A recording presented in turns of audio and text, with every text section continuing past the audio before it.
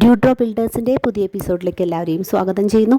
ഇന്ന് നമുക്കൊരു farm house പരിചയപ്പെട്ടാലോ. ഇതൊരു വെരി ലോ ബഡ്ജറ്റാണ്. MS സ്റ്റീൽ പൈപ്പും വി ബോർഡും ഷീറ്റും ഉപയോഗിച്ച് സിമ്പിളായിട്ട് ചെയ്തെടുക്കാൻ പറ്റുന്ന ഒരു കൊച്ചു വീടാണ് കേട്ടോ. അപ്പം മെയിൻ ഡോറ് നമ്മൾ ഓപ്പൺ ചെയ്തപ്പോൾ തന്നെ നമുക്ക് കാണാൻ പറ്റുക ഒരു കുഞ്ഞി സിറ്റ് ഔട്ട് ഉണ്ട്. അത് കഴിഞ്ഞ് നമ്മൾ ചെല്ലണത് ഒരു ഹാളിലേക്കാണ്. അപ്പോൾ ഈ ഹാളിന് 2 പോർഷനാക്കിയിട്ട് തിരിച്ചിരിക്കുകയാണ്.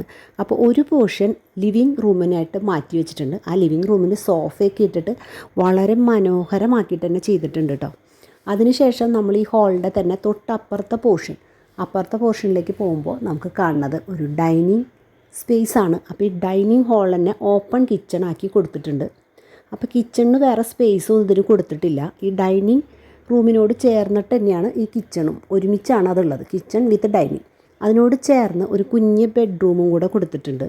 ഈ ഡൈനിങ് ഹാളിനോട് ചേർന്ന് അതിൻ്റെ സൈഡിലാണ് ഈ ബെഡ്റൂം സെറ്റ് ചെയ്തിരിക്കുന്നത്. അതിനൊരു അറ്റാച്ച്ഡ് ബാത്റൂമും കൂടെ കൊടുത്തിട്ടുണ്ട്.